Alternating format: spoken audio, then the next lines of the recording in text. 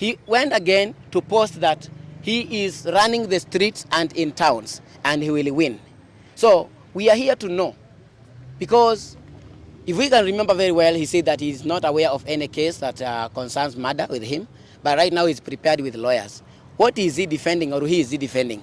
Another thing, he said that he was not presently in the house. Yesterday, the CCTV footages were out, and it clearly shows people walking in and out of the premises.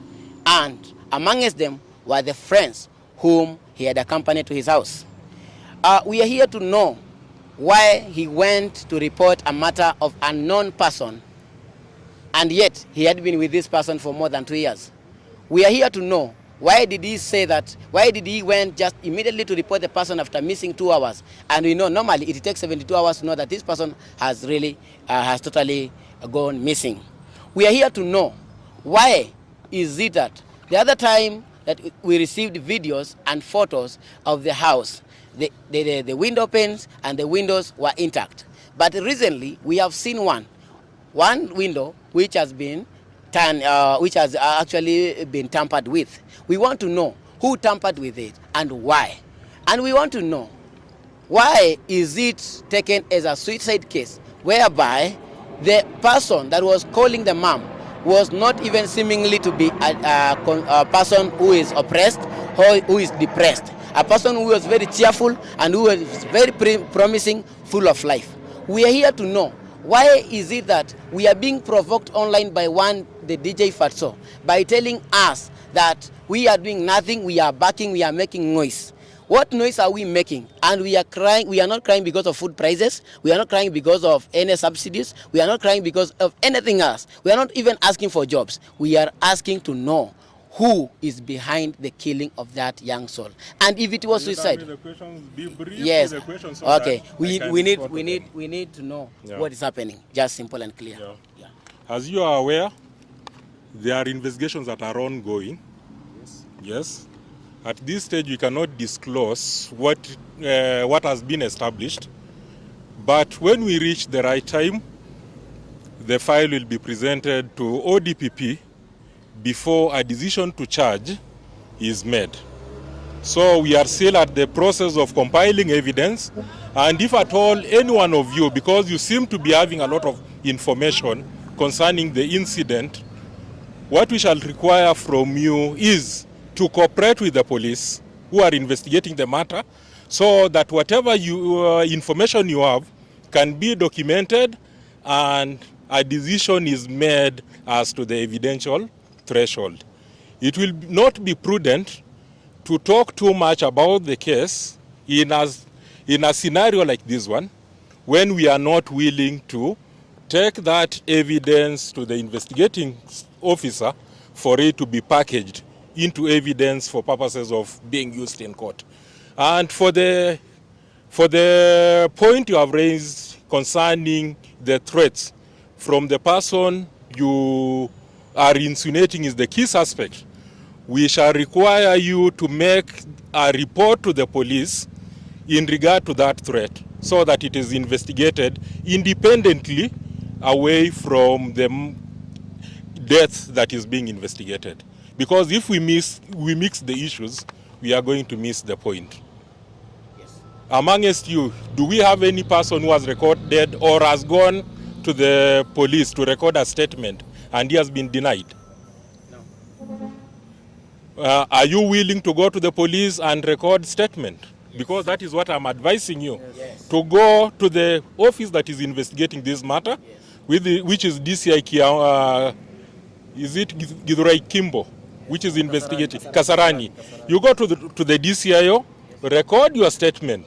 If he declines to record the statement, you have the right to come to these headquarters to demand that you need your statement to be recorded. I think I've addressed your concern. Thank you. I'm personally working with it, and I will promise you that I will be in this forever. And I urge you, when demonstrating or when you want to pass any information anywhere, proceed to exhibit some civility the way you've come to these headquarters. You've been peaceful. You've been willing to hear from us. Thank you. Okay, we have the question that you have not answered. Yeah. You have not answered my question. One question. Which one? You have not answered as to why there is no any suspect that is arrested. You know, we do not put the cart before the horse. We need to package the evidence first, so that in the event that the evidence is pointing on a specific person, we shall arrest that person. If it is a group, we shall round them together to arrest, with a view of arraigning them to the court for proper processing. Remember the issue of the 24-hour rule. We don't have to preempt the arrest. Then we lack where to take those people in the event that we are not ready to prosecute them. Thank you. Yeah. Let us follow the due process, and I assure you something is going to be done. Thank you, sir. Yeah. Thank you. Kwaherini. Sawa. Yeah. Yeah. To take how long? The investigation? Investigation, to be sincere with you, there is no stipulated time frame for an investigation to be taken. And you understand the complicity of this matter. It is not a crime that is likely to have been committed by one person. So let us take some time, so that when we take someone to court, we take him based on evidence and not based on public pressure. Thank you. Okay. Thank you, sir. Asanteni. When Interpreted in two terms. It is the most violent person and the most valuable person at the same time. So you can take one from that.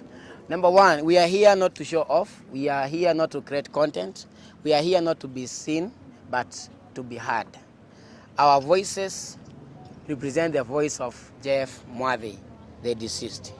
Our voices represents the spirit of Jeff Mwadhi, who is alive, who is fighting these battles. Everybody here is fighting the same battle. That means that we are all fighting the same spirit. I can tell you for free that Jeff Mwadhi's spirit is not dead. It has not rested in peace. It is just moving around. It is crying loud because of seeking justice. And this justice, which is being delayed, seems to be denied. But with the voice that he has given us, with the spirit that he has got into us, actually, he has really shown a lot. We have really shown a lot of compassion in this. I am interested. I for sure tell you that I have never met Jeff Mwadhi in person. He is a friend when he's gone, and I'm very sorry for that.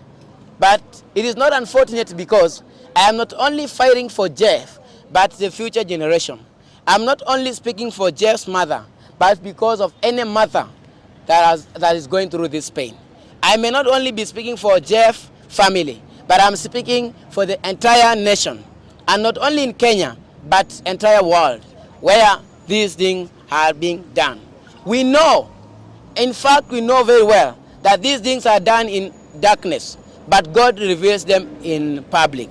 You know, when you do something at night, it will still be done, and things will come out. God is now revealing this. I for sure tell you that the spirit of this man is not resting in peace, because he was buried. But this story actually revived, because this man went through torture. The first torture through this guy that this guy went through is psychological torture. I can imagine, I can now clearly see Jeff Mwadhi telling his friends, kindly, would you call my mom for me for the last time? Or would you kindly call my uncles or my sisters for the last time, that I can only hear their voice? Kindly, would you let me out and just feel free to ask for any ransom maybe you need? But they were never there to listen to him. They are not even remorseful right now. They are online backing to us and backing at us. Right now, we are not going to give that story. We are not going to take that story. We know, for sure we know that there is someone, somewhere, who feels highly privileged to take this matter up and to pin us down. But let it be known to the world that the voice of Jeff, which is in Peter, which is in you, which is in many of us, will never keep quiet. That the spirit of Jeff will never keep quiet.